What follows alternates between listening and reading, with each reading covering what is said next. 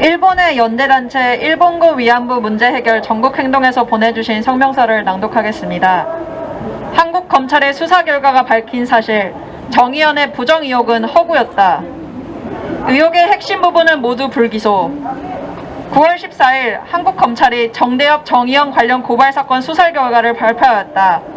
5월 14일 이후 단체나 개인이 제출한 17건의 고발 사건에 대해 이루어진 수사 결과 윤미향 의원, 정의연 전 이사장과 그 외 1명을 불구속 기소했다. 그러나 그 내용을 보면 그동안 의혹의 핵심이었던 문제들에 관해서는 대부분 혐의 없음으로 불기소 처리된 사실을 알 수 있다.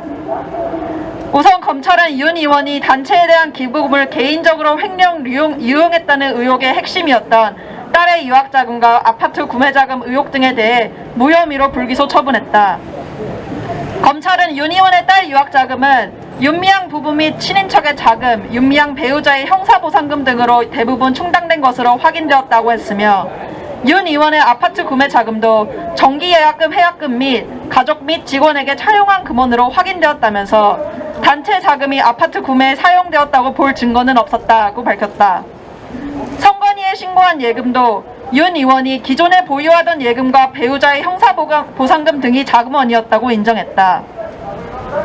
윤 의원의 부친을 안성쉼터의 관리자로 형식상 등재하고 6년간에 총 7,580만 원을 지급했다는 의혹에 대해서도 검찰은 부친의 다이어리와 통화기지국 위치 등에 의하면 실제로 쉼터 관리자로 근무한 사실이 확인된다고 밝혀 불기소 처분했다.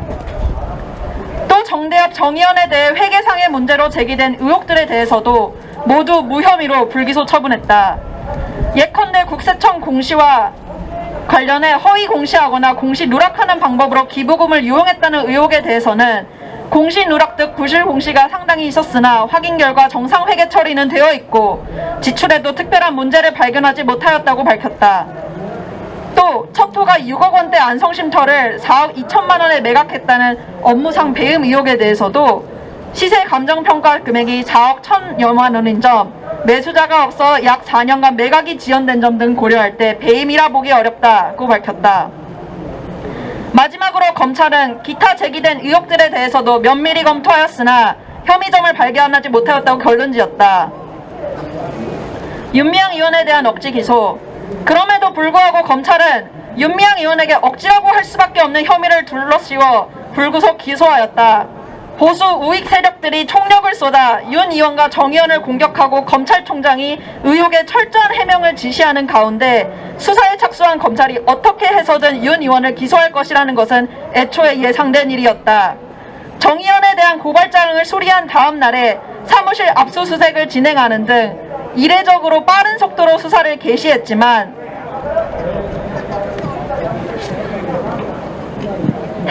핵심적인 혐의를 찾아내지 못해 심지어 4개월이라는 시간을 들여 수사한 결과 검찰이 발표한 혐의점들은 너무나 부당한 것들 뿐이다.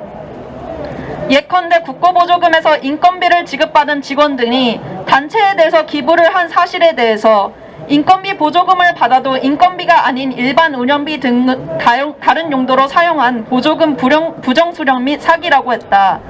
스스로의 노동의 대가를 기부까지 하면서 운동을 지탱한 활동가들의 헌신적인 행위를 사기 행위로 치부한 것이다. 또 안성쉼터에 대해서는 시세보다 고가로 매수하여 매도인에게 재산상 이익을 취득하게 하고 정대협에 손해를 가한 업무상 배임이라고 하고 이 쉼터를 시민단체 등에 대여하여 관리비 정도의 최저한의 숙박비를 수령한 데 대해서 미신고 숙박업을 운영했다며 공중위생관리법 위반을 적용하였다. 그 중에서도 가장 용서할 수 없는 것은 길어녹 할머니의 심신장애를 이용하여 할머니가 받은 여성인권사 상금을 기부하게 하는 등 9회에 걸쳐 기부 증여하게 하였다 하며 이에 준사기 용의를 들씌운 점이다. 우리는 길어녹 할머니가 스스로의 생각과 언어로 평화와 인권을 호소하고 스스로의 의사로 여러 기부를 해오신 사실을 기억하고 있다. 우리는 길어녹 할머니가 평화의 우리집에서 고 손영미 소장과 윤미향 의원을 비롯한 정의연 활동가들의 따뜻한 보살핌을 받으면서 풍족한 여생을 사시는 모습을 목격해왔다.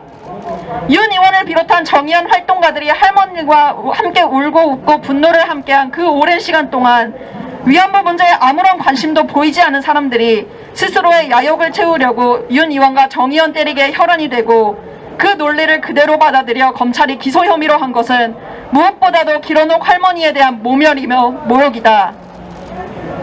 우리들을 감동시키고 분발하게 한 그 길어놓 할머니의 말과 행동들을 자신의 의사를 가지지 않은 자의 행위로 검찰이 일방적으로 단정지어버린 것이다.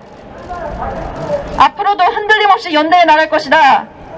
우리는 이번 사태가 30년간 문제 해결이 안 된 상황에서 쌓인 피해자의 불안감과 불만, 초조함과 답답함이 곁에서 신뢰해온 지원자에게 던져진 것이라고 보고 있다.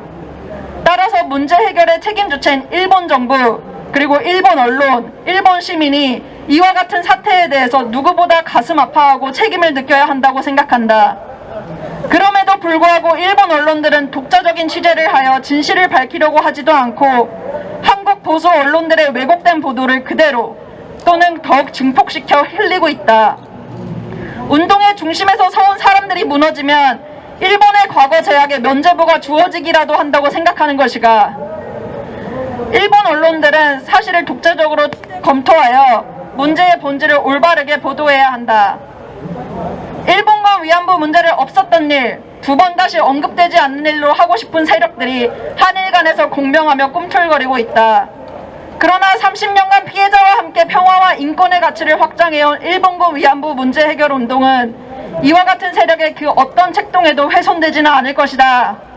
우리는 앞으로도 윤미향 의원과 함께, 정의연과 함께, 전 세계 피해자와 돌아가신 피해자들과 함께 흔들림 없이 이 길을 걸어 나갈 것이다. 2020년 9월 17일 일본군 위안부 문제 해결 전국행동 공동대표 양징자 시바요코.